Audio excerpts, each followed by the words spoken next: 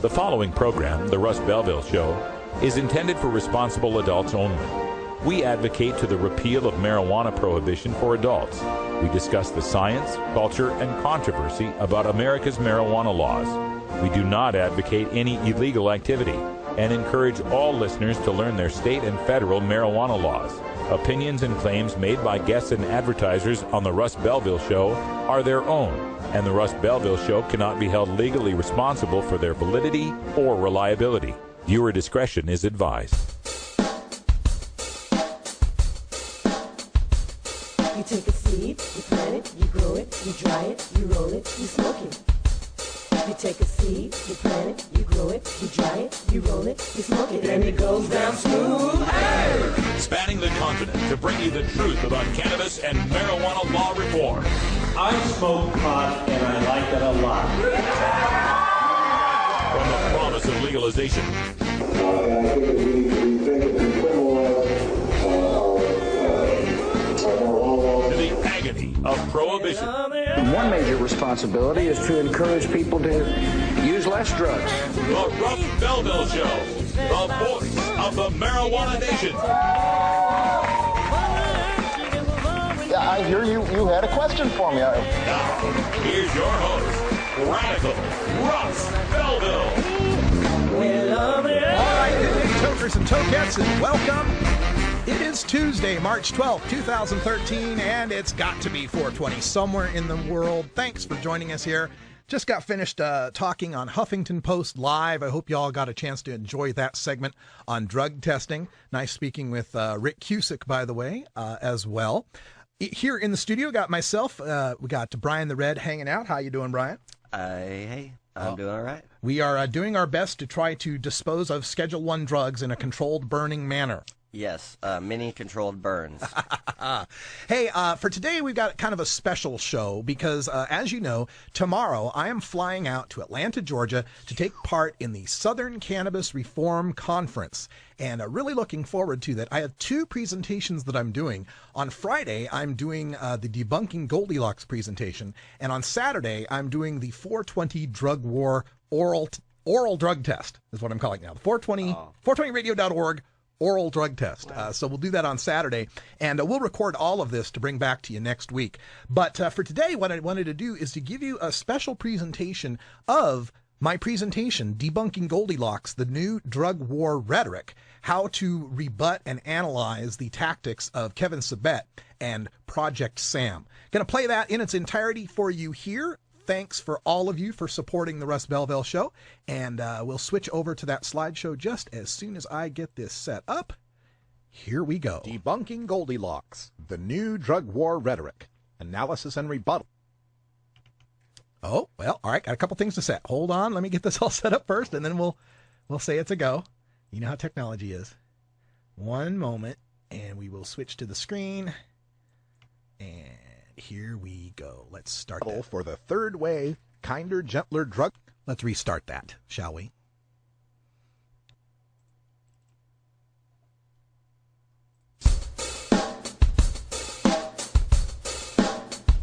That's not what I wanted either. All right, one more try. We'll get this. Here we go. Debunking Goldilocks, the New Drug War Rhetoric. Debunking Goldilocks, the New Drug War Rhetoric. Analysis and rebuttal for the third way, kinder, gentler drug war strategies advocated by Kevin Sabet and Project Sam. By Russ Belville, Executive Director of 420radio.org and host of The Russ Belville Show at RadicalRuss.com. This is Dr. Kevin Sabet, Ph.D. I met him 1 year ago in Houston, Texas, as we faced off in a marijuana legalization debate at the Baker Institute. He had been the right-hand man to drug czar Gil Kurlikowski from 2009 to 2011. Currently, he is the director of the Drug Policy Institute at the University of Florida. He has dedicated his doctoral thesis and entire career to shaping the debate on drug policy to maintain drug prohibition. Sabet is dangerous to the marijuana legalization movement because he does not come off to the mainstream as a reefer-mad drug warrior. He has smartly crafted a message that co-opts some of our talking points, subverts some of our support, and obfuscates everything else, just enough to dissuade low-information voters from supporting legalization. His weakness, however, is the Internet. In 2012, Massachusetts was ready to vote on Question 3 to legalize medical marijuana use. Polls showed support above 60%. No major organizations were stepping up to vocally oppose the measure. So Kevin Sabet decided to step into the fray and announce the launch of Vote No on Question 3, a political action committee that would foreshadow the propaganda organ he's built now with Project Sam. Unfortunately for him, he did not bother to secure the web domain name VoteNoOnQuestion3.org before a Boston activist named Mike Crawford did. The result was this website that garnered national media attention and forced Sabet to publicly admit his embarrassment.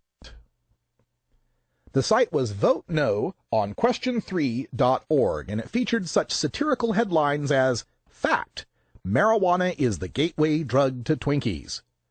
Fact: A healthy body is the devil's workshop. Fact: No marijuana smoker has ever become successful. Fact: The Mayans believe the world will end in 2012 because of marijuana. Fact: Local drug dealers union says vote no on Question 3. Elementary school counselor Mr. Mackey speaks out against medical marijuana. And fact: The Boston Red Sox are in last place because of Question 3. So after Massachusetts passed Question 3 with 63% of the vote, and Colorado and Washington passed outright adult legalization with 55% of the vote in November of 2012, Kevin says he was contacted by former Massachusetts Representative Patrick Kennedy. The two worried about the onslaught of pot zombies about to be unleashed and set about crafting a new, kinder, gentler drug war strategy that would surrender some of the most indefensible elements of the drug war, like mandatory minimum sentencing and marijuana possession arrests, in order to redirect the public's interest in drug law reform to maintaining a drug test and rehab-based marijuana prohibition. This is the official Project Sam website at learnaboutsam.com. There are sections here for their 4 pillars of policy recommendations, which include 1. Informing the debate with today's latest science on cannabis, at least that which scares people about cannabis. 2. Reducing the most indefensible consequences of marijuana arrests, so that prohibition can be maintained. 3. Preventing the establishment of a marijuana market, which they call big marijuana and link to big tobacco at every turn. And 4. Promoting research into cannabis-based pharmaceuticals, so they can get those sick and dying people off the news and out of the legislatures with an effective, non-smoked cannaceutical that doesn't include the high. On their link for cannabis-based medicines, you'll see an example. Opium has medical value, and it is called morphine. Marijuana has medical value too, but just as we don't smoke opium to receive beneficial effects, we need not smoke marijuana to get its medical value. Project Sam. So I took a page from Mike Cann's playbook and secured the website, Twitter name, and Facebook page for smartapproaches.com. The website is a complete mock-up of the entire learnaboutsam.com in both structure and content. Basically, I take every article they write and pass it through a Stephen Colbert transmogrifier. However, all my articles take their exact points and debunk them with hyperlinks to the statistics and studies that prove the point. From this experience, I have learned 2 lessons. 1.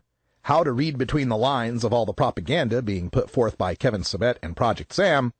And 2, there are some people who support marijuana legalization who do not get satire. Here's my example for cannabis-based medicines.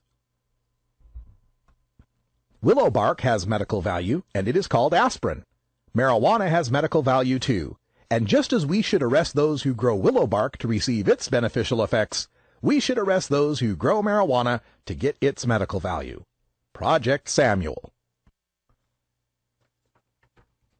In rhetoric, we have an important concept called frames. These are the neuro-linguistic concepts in which our debates live. For instance, in traditional politics, conservatives tend to think and operate from a frame of individual freedoms, and liberals tend to think and operate from a frame of collective responsibilities. Frames aren't about what's right or wrong, they're about how you see the world and project that understanding to others. The problem for our opponents is The tough on crime, war on drugs, and just say no frames they've had so much success with in the past are no longer working. We've successfully changed the frames to safer than alcohol, tax and regulate, and medical cannabis patient, and they can no longer compete with their old rhetoric. Now, thanks to Kevin Sabet's work, the ONDCP and Project SAM are rolling out a new, kinder, gentler drug war frame that triangulates their old frames and our new frames by painting both as two extremes and places their treatment and prevention frames as the third way, reasonable middle ground. That means we would reject either extreme dichotomy, and that's what Project SAM is about. On the one hand, old policies of incarceration and prohibition, but on the other hand, what is sort of being rebranded as new, but is not new, legalization. We've either got to lock them up or light it up. There is no kind of middle ground here, and that's what I hope to engender through this campaign. This is an example of a logical fallacy called a straw man. The idea is to present our argument in a false manner in order to make it easy to defeat. They're claiming that we're arguing another type of fallacy called a false dichotomy, an argument where only two either-or choices are given when there are more than two choices. They know only 7% of the public believes we're winning the war on drugs, so demonize that and legalization in the same argument. Then Project SAM can ride in like the cavalry with the reasonable middle ground solution, allowing people who are turned off by drug war but wary of legalization, a campaign to rally around. The quickest debunk of this is to remove the prohibition and legalization frames from the statement. The former conjures up Al Capone, and the latter reminds people of hippies. Instead, either adults are allowed to use a substance safer than alcohol, or they are punished for using a substance safer than alcohol. This offers a preemptive strike against their send them to rehab goals by placing it in the punishing adults who choose marijuana frame that they don't like. One strategy I find effective I call rhetorical jujitsu. In the martial art of jujitsu, one uses the opponent's force against him by redirection. In the false dichotomy of prohibition or legalization, they are priming the listener to reject this debate as a binary, legal or illegal debate. Accepting their third way compels the listener to accept that marijuana should remain illegal. So bring it back to the personal. This isn't a debate about whether pot should be legal or not. It is whether people who have pot should be punished or not. When you can redirect their activation of the legal or illegal frame from impersonal policy wonkery to punishing people for choosing a substance safer than alcohol, you simultaneously use their force against them and place them back in a Chicken Little frame. The sky is falling, where they've been since Prop 215 passed in 1996. We're not saying reefer madness type arguments that if you smoke marijuana you're going to immediately do heroin or you're going to die. We're not saying that. One of the facts about neurolinguistics is that frames activate mental imagery even when the frame is negated. Quick, don't think of an elephant. What's the first picture that just popped into your mind? I doubt it was a rhinoceros. So when Kevin Sabet is saying, this is not reefer madness, what is the first thing the listeners thought of? Now, this is part of his triangulation strategy, painting the drug war side as reefer madness, trying to appropriate the frame we've used so well against the drug war, so he can say he's not like that. So if he wants to play in our frames, keep him there. Is it not reefer madness to assume we can't trust adults to handle a substance safer than alcohol? The taxing of marijuana has become one of the most popular reasons why people who don't smoke marijuana support legalizing it. Sabet needs to paint the tax revenue as a false hope. He wants to confuse the listener by conflating the costs of legal alcohol and tobacco with legal marijuana. If you're not paying attention to how much marijuana prohibition is costing us, you might be convinced that we can't afford to legalize marijuana. This is a little shell game I like to call the Sabet conjecture. We'd all be better off not making any tax revenue off of marijuana sales. For every dollar we get on alcohol and tobacco tax in this country, we spend $10 in lost social costs. So people that look at this know this is actually a loss leader. People say who are proposing this that it's going to create a new revenue stream, but we know what the revenue stream in alcohol has done. For every dollar we bring in for alcohol revenue, we spend 10 in our emergency rooms, in drunk driving accidents, in domestic violence. For every dollar in taxes, we spend 10 in social costs. This is a logical fallacy of the false analogy. The idea is that legal alcohol and legal tobacco only bring in 1/10 in taxes what they cost society in social costs. Therefore, legalizing marijuana would turn out the same way. However, this ignores three facts. 1. Alcohol leads to violence, car wrecks, and cirrhosis. Tobacco leads to lung cancer, emphysema, and illness. And marijuana leads to jazz, donuts, and a nap. 2.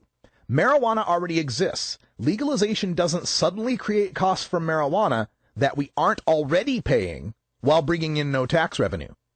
And 3. We're spending tax money trying in vain to stop it.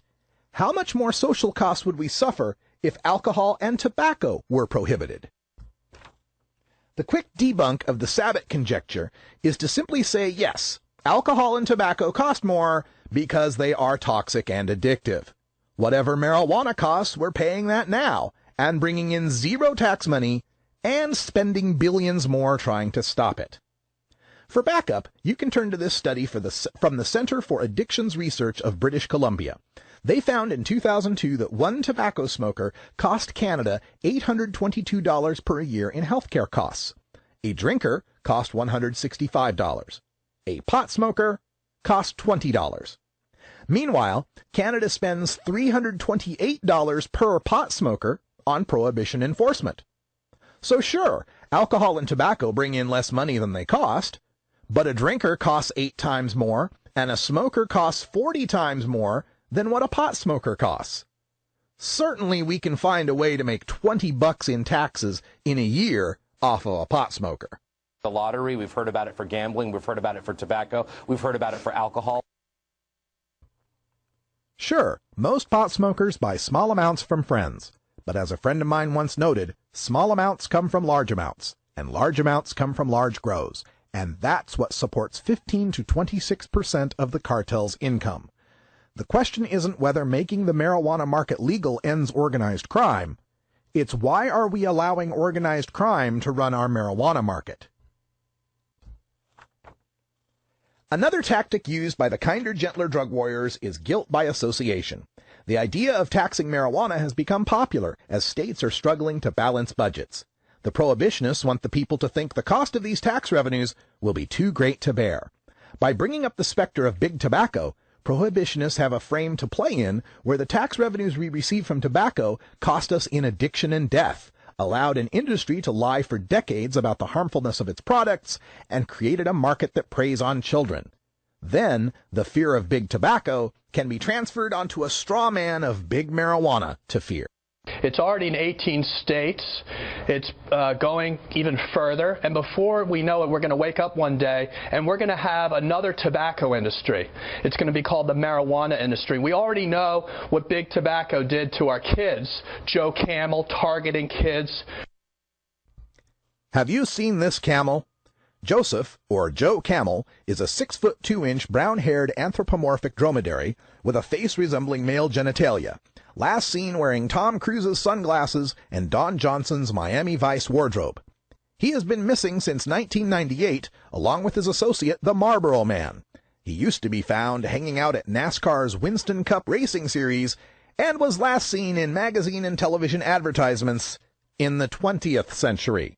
Let's look at our cigarette policy over the last 80 years and not forget what happened. We had big tobacco, peddling tobacco, saying, first of all, it's medicine. You know, in the 50s, tobacco was medicine. It's pretty interesting now with marijuana.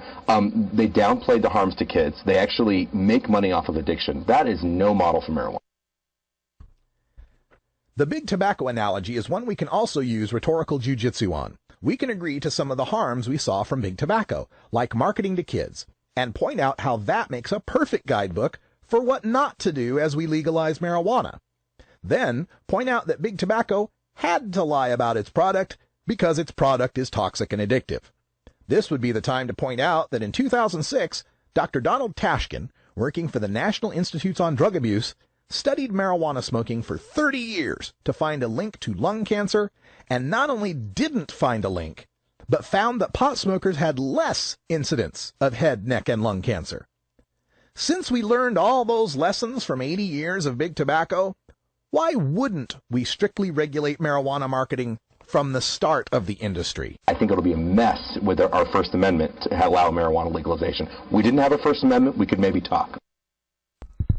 In 1965, the Federal Cigarette Labeling and Advertising Act required warning labels on cigarette packs. In 1967, the FCC required TV stations to run anti-smoking spots for free. In 1970, the Public Health Cigarette Smoking Act banned the advertising of cigarettes on television and radio and added warnings to print ads. In 1984, the Comprehensive Smoking Education Act mandated more warnings on all advertisements. In 1997, we sued Big Tobacco, and from that, the Tobacco Master Settlement Agreement banned outdoor billboard and public transportation advertising of cigarettes in 46 states. It also prohibits tobacco advertising that targets young people, the usage of cartoons, such as the Marlboro Man or Joe Camel, in particular. And in 2010, the Tobacco Control Act required all audio and video ads to contain no music, no sound effects, no images, and no color. Yet we still have a First Amendment, and all those acts are constitutional. Big Tobacco doesn't tell us what big marijuana will be, but we can take a look at what big marijuana is like right now. And fair warning, you may not want to see this next slide if you're sensitive to gore. We can have a big marijuana that, like big tobacco, pays taxes, creates jobs, and settles its disputes in courtrooms with lawyers. Or we can keep the current big marijuana that launders money, corrupts police, and settles its disputes with plata o plomo, a bribe or a bullet. The marijuana market is never going away, and Kevin Sabet's Project Sam proposals do nothing to address the market, leaving it to the murderous Mexican terrorists who traffic marijuana, the underground domestic growers who don't pay taxes, and the teenage marijuana dealers who take the best-paying job on the streets. With this rhetorical move, we give the listener a greater fear than big tobacco. Aren't you less afraid of Joe Camel than Los Zetas cartel? A prohibition around violence does not come from marijuana. Let's be very clear. The marijuana trade is not especially violent. Most people do not buy pot. They get it from a friend or family member. 15% of cartels, according to RAND, 15 to 20% get it from marijuana. Big enough chunk to worry about? Yeah, right. Big enough chunk to worry about, not the vast majority. If you're worried about organized crime, though, the answer is not in marijuana. That's just not where the action is. It's in the other drug.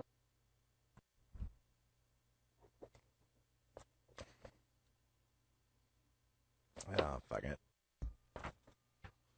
One of the ways of confusing the debate about marijuana legalization is to frame it as if we are offering people a new choice on the menu of recreational substances.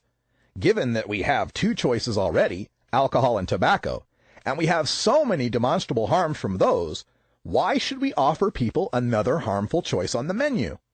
This way, the harms from alcohol and tobacco that arise from their pharmacology, the fact that they're toxic and addictive, can be attributed to their legality, making it seem as if legality is what would bring further harm from marijuana. I don't think we need a new legalized drug in our country. Michael Bloomberg's taking OxyContin off the shelves in New York City.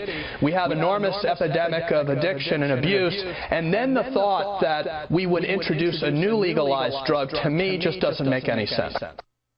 We already have enough problems with our two legal drugs, alcohol and tobacco. They're widely promoted by an industry that lives off of other people's addiction. They're widely normalized, advertised. I don't think we need another problem in society, and marijuana would do that. First of all, there aren't just two legal recreational substances. Caffeine is a substance we enjoy in coffee and soda. Sugar is a substance we enjoy in candy and soda. If you don't think those are mind-altering and mood-altering drugs, then let me give your 5-year-old a Mountain Dew while we discuss it. While you can be quite addicted to those substances, and they do cause healthcare costs to our society, nobody's considering locking people up who drink Mountain Dew, except maybe New York City Mayor Michael Bloomberg. Second, we're not talking about introducing a brand new drug nobody's ever heard of before.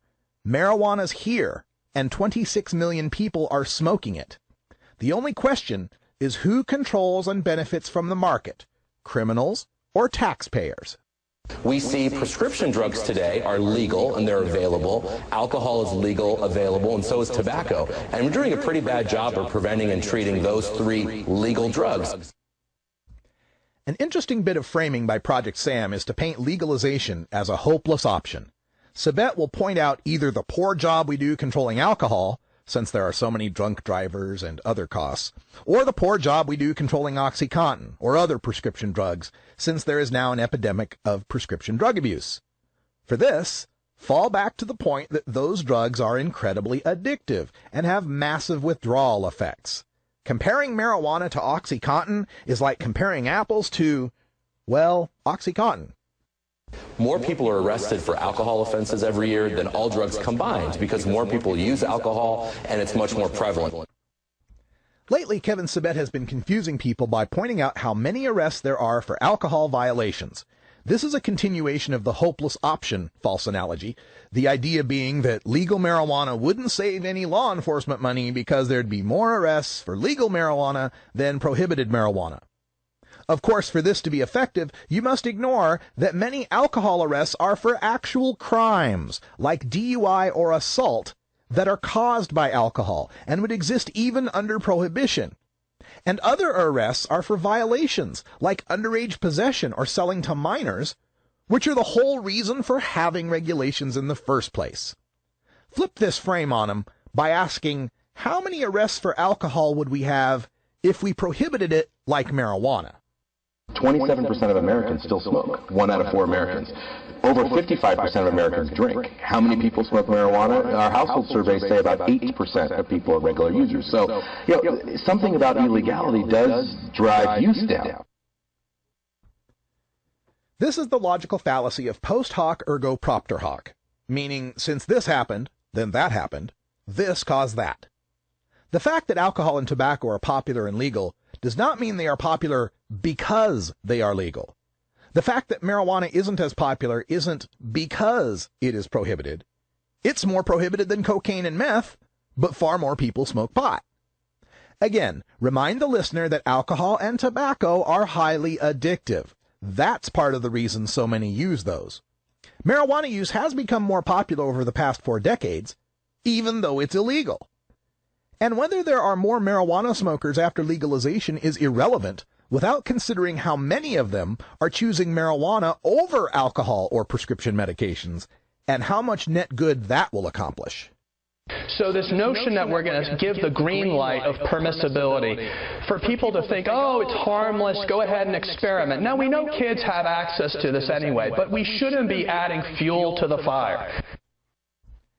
Cigarette smoking may be the greatest example of the use of strict regulations, public education, and social pressure to reduce the harms from drug use. An activity that used to be commonplace in restaurants, boardrooms, and airplanes is now one that is prohibited nearly everywhere indoors and relegated to special zones outdoors. Cigarettes that used to be easy for kids to buy or steal are now placed behind locked counters where adult cashiers consistently check for proper ID. The glamour and cool of the cigarette smoker has been replaced with public service campaigns that portray the shocking health effects from smoking. This has been successful despite nicotine being one of the most addictive drugs, sold by massively profitable corporations and available to people at age 18 in most states. So much so that today, more high school seniors have tried smoking marijuana than have tried smoking tobacco. We know that when drugs are legal, they're cheaper, they're more available, than they're promoted.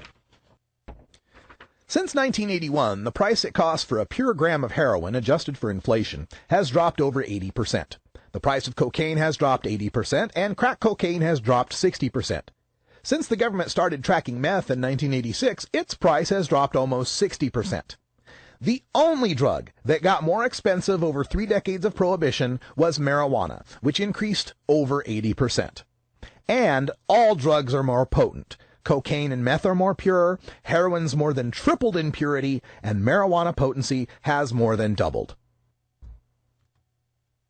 All right, we're going to take a little break here so that I can fix whatever that echo problem is with the presentation. You're listening to the Russ Belville Show here on 420radio.org. We're going to take a short break. Even though it's past 20 after, we have rules, and we're going to conform to them. So Brian Red, He's taking care of business. We'll be right back with part 2 of the presentation. Stay tuned. Oh, have you ever met that funny reefer man? A reefer man. Have you ever met that funny reefer man? A reefer man. If he said he swam to China, he would sell you South Carolina. Then you know you're talking to that reefer man. Big Daddy thinks. Funky roller rink, roller rink, roller rink. Here at the Funky Roller Rink, it's always cool. They call me cool, 'cause I got more glide in my stride and more dip in my hip. Oh yeah, fun. And I wear a mean dark pair of shades, and you can't see my eyes unless my head is bent. No jive, give me 5. They call me cool, Mr. Cool.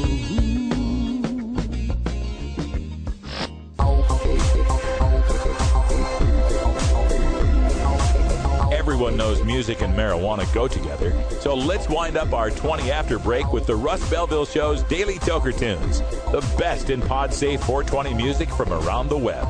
Today is Electric Tuesday, featuring the latest in electronic dance music and other cutting-edge genres. You can get downloads and more information about all our Daily Toker Tunes by visiting music.radicalruss.com. Now, sit back and enjoy your Daily Toker Tunes. Well, we would be sitting back and enjoying our Daily Toker Tunes, except for the fact that we're smack dab in the middle of the presentation, and I had to solve that problem with the echo. Little PowerPoint deal there, but we got that fixed. And if you're watching this presentation and you're liking what you see so far, this presentation is going to be for sale in PowerPoint format, completely self-contained, with full notes, all the videos, audio files that I'm not playing, and my narration. And my recorded narration and the hyperlinks to the original studies. So if you want to get a copy of this presentation, we'll have it for sale one of 2 ways. I haven't decided how I'm going to market it yet, but we'll have it for sale here at 420radio.org. We'll also have a full video of it. And what's nice about the PowerPoint presentation is that you can run it at a kiosk mode, where it just runs itself and it has my narration. You can run it manually yourself, narrate it yourself. You can hide certain sections of it. If you don't want to run a certain section, you can just skip or hide that section. It's one of the best PowerPoint presentations, if I do say so myself, that I've ever put together. So I'm going to offer this for sale and make this a tool that activists all across the country can get a benefit out of. We're going to return back to the presentation here just as soon as I can get it set up. Basically, we left off waiting to talk about the not your father's Woodstock weed that we're supposed to be so scared of. Let's go back to the presentation. A year ago, I debated Kevin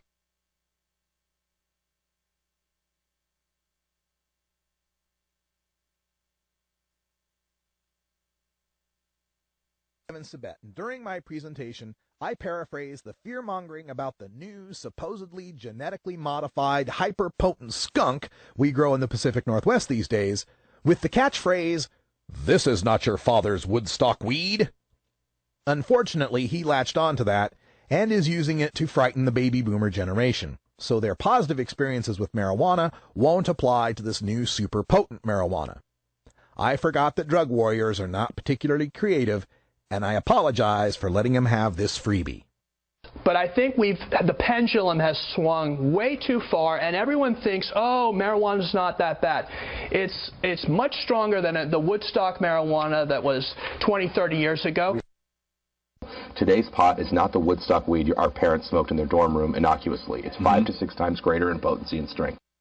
I mean, we know that today's marijuana is not your marijuana of the Woodstock days and what people might have smoked in their dorms pretty harmlessly in the 60s or 70s. It's 5 to 7 times more potent.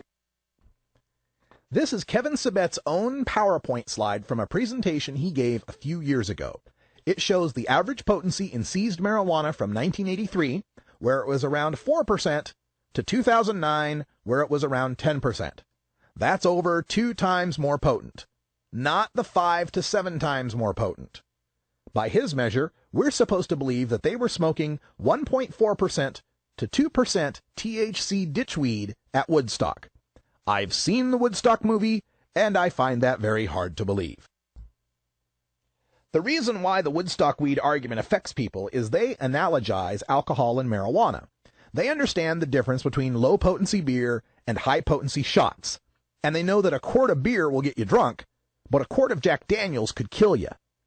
So pot smokers of the past who fondly remember pot, but haven't used lately, might be scared into thinking today's pot is somehow different. Point out that there has always been Sinsemilla, Acapulco Gold, Maui Wowie, Panama Red, and so forth. And the difference is, with Woodstock weed, you used to smoke 2 or 3 joints to get high.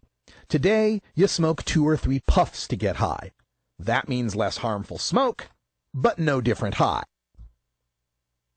One of the only points the drug warriors have left that resonates with the public is, what about the children, or WOTC?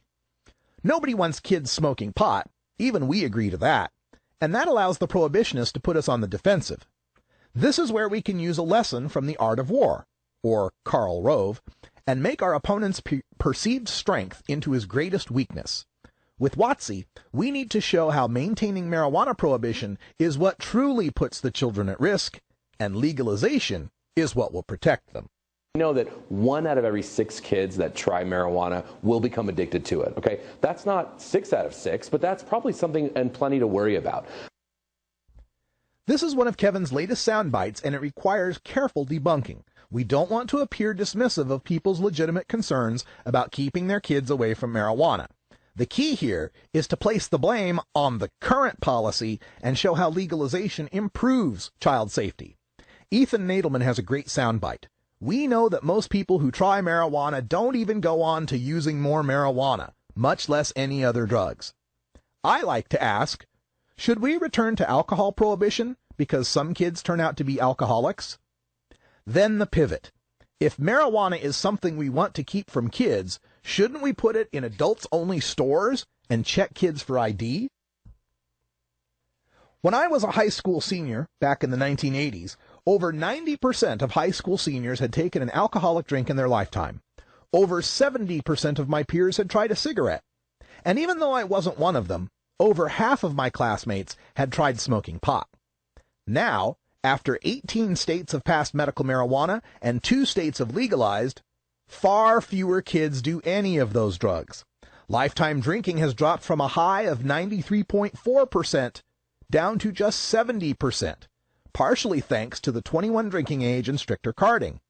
Lifetime tobacco use has dropped from a max of 75.8% to an all-time low of 40%, partially thanks to Killing Joe Camel and making smokes harder to access. And marijuana use is lower now at 45% than the high of 60.4% in 1979, or even the modern high of 49.6% when California passed medical marijuana. I get that only 1 out of 6 kids who try pot will become addicted to it, okay? I get that 5 out of 6 actually won't have that many problems. But I'm very concerned about that 1 out of 6 because they cause the problems, they cause the social costs, they cause the IQ drop, they cause the car crashes. And so our policies, I think, should be focused on that 1 out of 6 that can't handle it. One way to puncture any marijuana policy argument is to repeat it with alcohol in place of marijuana. I get that kids who try alcohol have a 4 times greater risk of becoming alcoholics, okay? I get that most kids who drink won't become alcoholics. But I'm very concerned about the 15% of people who become alcoholics because they cause the problems, they cause the social costs, they get into fights, they cause the drunk drivings. And so we should arrest and force into treatment any adult that we catch drinking a beer? Heavy persistent use leads to significant IQ loss among young people. This is a recent study that has been heavily criticized, but never mind that. It is not our job to argue that marijuana use is safe, especially for kids. We're not arguing about legalizing marijuana use for kids. We're talking about putting marijuana in adults-only stores and checking kids for ID. Whatever harms there may be for kids using marijuana exist now under prohibition, and Kevin Sabet argues for maintaining that criminal prohibition for adults. But in Oregon, where there's medical marijuana, kids can get a license. These are videos of 7-year-old Michaela Comstock from my show. She is battling leukemia and uses medical cannabis oil capsules to deal with the nausea and pain. An hour earlier, she had a chemotherapy session. During the interview, she is munching down on some French fries. My favorite food is apples and bananas. Oh. Now, there's a song about apples and bananas. Have you ever sang that song? No. Yeah, okay, well, maybe... But I made a little one up. Apples and bananas, apples and bananas, apples and bananas, apples and bananas. Apples are my favorite. Apples are my favorite. And so are bananas, 'cause bananas are great for you. So, this is kind of, one of the things about using cannabis as a medicine is that it scares some people. They're kind of afraid of it. And so what would you tell them as far as, Don't be afraid. Yeah? How come? Because it helps other people that use it, and it helps me a lot. These are videos of 11-year-old Alex Eccles and his dad, Jeremy. Alex suffers from autism and sometimes has seizures of rage that make him pound his head into walls and bite and scratch himself bloody. Jeremy has found some success in giving Alex a cannabis oil that leaves him relaxed and curious, but cannot get him a consistent supply or dose him at his group home. He went from hitting himself, bloodying his face. Within an hour, hour and a half, he would be playing with toys, using his hands, something that at that time was almost unheard of. It's an extremely rare occurrence for Alex. And then we started figuring out that we were running out, and we realized we don't know anybody who has ever talked to us about pot. We just weren't those people. We were never involved in the underground. Yeah. Like that. Okay. So, I started talking to people that I worked with and found out to my surprise that basically every one of them was at least acquainted with marijuana at some point. You were the one guy who wasn't. Yeah, pretty much. Yeah. Wow. That's fantastic. So and these are software engineers. These are smart people. And I was just blown away. I was like, smart people? And you guys use this stuff recreationally? It definitely turned around my perception. What about the children is the most powerful frame our opponents can use. It activates a natural instinct to protect our young that overrides rational higher thought processes. Keep reminding the listener that any harms they are conjuring about children and marijuana exist now because of the marijuana prohibition. You don't see any high school tequila dealers. Kids aren't making a lot of money selling cigarettes. If WOTC is the most powerful weapon in the drug war propaganda playbook, then SMOF is number 2, which stands for Stoned Mayhem on the Freeways. As reformers, we have to be empathetic to the goal of safer roads, and we can't be seen as claiming there is absolutely no risk from cannabis-impaired drivers. What we can do is present acute cannabis impairment, not the presence of metabolites in P or THC in the blood, as a risk, but one that is less troublesome than drinking or smartphone use. One roadblock we face is that we've been so successful with treat marijuana like alcohol that the public now wants the marijuana equivalent of the alcohol breathalyzer, and has fixed upon a number so low it merely discriminates against pot smokers who drive. The British Medical Journal told us a few months ago that their most comprehensive study they've ever done showed that marijuana intoxication doubles your car crash risk. Nobody is arguing for the right to pull bong rips and then get behind the wheel. Of course marijuana-impaired driving should remain illegal. Once again, Sabet's fear-mongering is only scary if you forget that marijuana exists now, and any driving risks exist now. With illegal marijuana, there are no friends don't let friends drive stoned ads. There is no modeling for responsible use. As for the study, it mentions that alcohol drivers are a much greater crash risk than cannabis drivers. It is also the kind of study called a meta-analysis that synthesizes many other previous studies that are wildly inconsistent with one another and ignore potential confounders, like the fact pot smokers tend to be young males, who also tend to have the greatest crash risks. Since Washington State recently passed marijuana legalization with a THC limit for drivers set at 5 nanograms, There has been much controversy about whether this limit accurately represents a level at which pot smokers shouldn't drive. Thanks to marijuana being legal, a local news reporter in Seattle was able to set up a driving test course and filmed 3 pot smokers getting high and immediately getting behind the wheel. The story featured Addie, who smokes every day, Dylan, who smokes on weekends, and Jeff, who smokes once in a blue moon. Their driving was evaluated by an in-car driving instructor and a roadside sheriff's officer trained in recognizing drug-impaired drivers. Addie arrives to the test having smoked that day and way over the legal limit. Our first volunteer, Addie, is a 27-year-old medical marijuana patient and heavy daily user who had smoked some pot prior to arriving. A blood test before our experiment began showed she came to the track already 3 times the new legal limit for driving under the influence of marijuana. The limit is 5 nanograms. She was at nearly 16 nanograms. While learning the course, Addie turned too sharp at a stop sign and clipped one of our cameras. But the instructor told us her driving was actually fine. Each driver was tested when they arrived, and all of them passed the driving test, even though all-day Addie had 3 times the legal limit in her system. Weekend Dylan and Blue Moon Jeff had no marijuana in their system. Then, all 3 were allowed to smoke 0.3 grams of marijuana and were put back behind the wheel. Back behind the wheel for another lap, Addie drove a bit slower than she should and at one point struck a traffic cone. Oh, I hit a cone. I see it in the rearview mirror. Ah!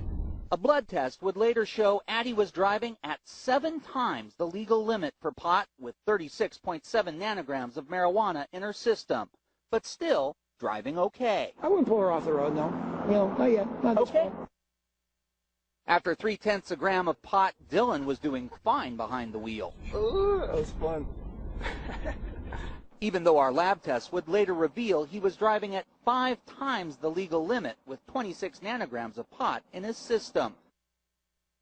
When we got Jeff on the track, he was being cautious and driving slower than he should, which could catch the eye of a police officer on the road. His blood test showed Jeff was 4 times the legal limit with nearly 22 nanograms in his system. But again, his driving, while slow, was still at acceptable levels. He did real well. The news crew had quite the story with 3 pot smokers of varying ages and use patterns, all driving fine at more than 4 times the legal limit. But they decided to let the volunteers have 2 more 0.3 gram sessions and tested them after each. While Blue Moon Jeff and Weekend Dylan started having observable driving problems, all-day Addie was still able to function behind the wheel.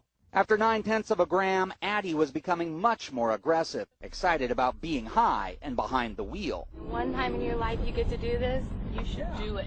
Yeah. You should do it! Yeah. But she made no major mistakes, and we asked the officer if he would pull her over. Borderline.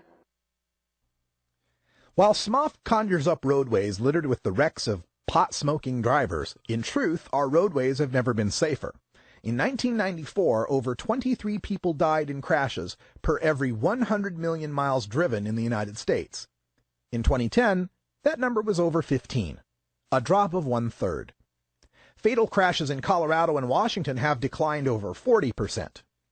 Interestingly, while Colorado and Georgia had similar fatality rates in the 1990s, since medical marijuana, Colorado has seen a greater overall decline than Georgia. Correlation is not causation. Cars have become safer, for instance. But if the rapid spread of medical marijuana since 1996 has caused greater chance of accidents, we're not seeing that reflected in the national traffic statistics. We must also emphasize that marijuana users, unlike alcohol drinkers, can judge their relative impairment. This is a fact the government implicitly accepts in their warnings on a bottle of dronabinol. Those are the Schedule III legal version of THC in a pill called Marinol. The warning reads, in part, quote, "Patients receiving treatment with Marinol capsules should be specifically warned not to drive until it is established that they are able to tolerate the drug and perform such tasks safely." End quote. California's passage of Prop 215 in 1996 and the subsequent passage of medical marijuana laws in 17 other states and D.C. is the biggest hurdle the drug warriors have to clear. Over 80% of the public support allowing patients to use marijuana without arrest, and they can't oppose that without looking cruel. So, their key here is a divide and conquer strategy. First, the state medical marijuana programs must be shown to be reckless reactions to a medical potential from cannabis. Second, the obvious medical utility of cannabis must be diminished by paring away only the most sympathetic stories, cancer and AIDS, for example, from the vast majority using cannabis for pain and nausea. For those sympathetic patients, they can appear compassionate by calling for FDA-approved cannabis medications. The rest can be demonized as faking it to feed their marijuana addiction, leading us to their proposed third-way rehab solutions. While that pro-marijuana lobby has pushed medical marijuana in terms of the sick and dying, the average medical marijuana user in California is a 32-year-old white male with no history of chronic illness. Yeah. They actually have a history of drug and alcohol abuse. I differ with many in the movement about how to deal with California. From a medical standpoint, there is no doubt cannabis should be a medicine of first resort, since there are so many conditions it can alleviate, and it has such low risk. But rhetorically, California is our Achilles heel. We took on the frame of medical, and that conjures in the mind of the listener doctors with white coats, well-trained nurses, and medicines with exact doses, and so on. It most certainly does not conjure up bikini-clad sign twirlers, exams at rap concerts, and medicine judging contests. In California, of those who are applying for licenses, 90% don't have cancer, don't have MS, don't have any of the things that you and I would associate with needing medical marijuana. The people faking pain for medical marijuana theme is one that runs through all of Project Sam's rhetoric. One statistic Kevin Sabet likes to use is that 94% of medical marijuana patients are qualified for pain. This is true, but misleading. Indeed, in Oregon, 51,000 out of 54,500 patients registers pain as a qualifying condition. But what Sabet leaves out is that patients can qualify for more than one condition. Do you suppose cancer causes a bit of pain? In actuality, pain represents just 64% of the conditions being treated with medical marijuana in Oregon. If persons qualifying for their non-pain condition also put down pain, the number of pain-only patients in Oregon could be less than half. When do we have to smoke it in order to get the benefits of the THC? Like, do we call on people to smoke opium in order to get narcotics? That's ridiculous. Marijuana ain't opium. This is another fallacy of false analogy. If morphine, OxyContin, Percocet, Darvocet, and other opioid painkillers didn't exist, you can be sure that we'd support allowing people in enormous pain to smoke opium and not be arrested for it. The side effects from opium smoking are far more harmful than smoking marijuana. Part of this argument is to focus on smoked marijuana when we have so many better ways of preparing marijuana. Remind the listener about vaporization and that many medicines are inhaled, like asthma medications, because of the ease of administration and the speed of relief. Let's make sure people with cancer get the kind of marijuana that's non-smoked that they need. We don't need to legalize smoked marijuana in order to do that. This is the fallacy called no true Scotsman. The idea here is that marijuana can't be medicine because it hasn't gone through the standard FDA approval process that determines what we call medicine.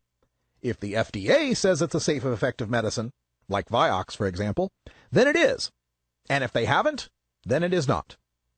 If you point out all the medical benefits of marijuana use, even if you've experienced it yourself, you're wrong, because no true medicine is a raw smoked plant. This is where I like to point out that aspirin has never passed the FDA approval process. It kills hundreds every year, and nobody arrests people who grow willow trees, whether they chew the bark for salicylic acid or not. All right, so that's the presentation on Kevin Sabet. We're still going with that, and just taking a quick little break here before we hit the end of the hour. Want to thank all of you who are joining us here on this special edition of the Russ Belville Show. I'm preparing to go to Atlanta, Georgia, and this is a presentation I'm giving on Friday, and this is kind of the dress rehearsal. I'm running through it to make sure there's all the little glitches are taken care of, and there's still a couple slides I need to fix. But I want to thank you for listening to it, and if you have any suggestions or comments about the presentation, please let me know in the chat room. I'm watching the chat room while this is on. I'm trying to get feedback on this. If there's things that didn't make sense or could have been done better, I'm all cool with that. Going to tighten this up so that, again, it will be a presentation for sale. This will be available for the activists out there, and we'll put this in either our forums or our store or something. I don't know exactly how we're going to pull it off, but we're going to do it because I want to build these tools. I'm going to dedicate my life to ending drug testing, to ending marijuana prohibition, and for taking down Kevin Sabet. And I hope you all help me do that. If you got this and you can forward it to your friends and let other people know it, all sorts of great little sound bites in here, little statistics. And if you do get the presentation, it has hyperlinks to the actual government stats page, the study that I'm referring to, whatever it might be. Like I said, I really want to make this something that's a useful item, a nice piece in the toolbox there for activists everywhere, all across the country. It's also broken down into segments. As you can see, each segment starts with a title slide, and you can hide or move around the different segments in the presentation to fit your particular audience. In the future, I may take some of these segments and expand them a bit, make them into full-fledged presentations of their own, and I think this is kind of what I'm going to start developing. I'm kind of thinking to myself as maybe making the Rick Steves guidebooks for ending prohibition. He always says that getting high is a place. Well, maybe I'm the guy to be the travel guide to high. Worked for Rick Steves. Could work for me. That's all the time we got here in Hour 1, but stay tuned. We're going to wrap up the end of this presentation on debating the rhetoric of Project Sam and Kevin Sabet in our Hour 2 Toker Talk Radio. Plus, Brian Nared's got a story for us that we're going to take a look at. What's up with that? Oh, just little tobacco trying to take money out of the government's pockets. Little tobacco. All right, we'll talk about little tobacco. And also, we'll take your calls at 971-533-7111. Don't forget, no live show tomorrow. I'll be flying to Atlanta. On Thursday, we're going to do everything we can to bring you a live show from Atlanta. And then no live show on Friday because I will be doing my presentation, and I got enough to worry about. For Brian the Red, I'm Radical Russ. Thanks for joining us. Till next time, take care of each other, tokers.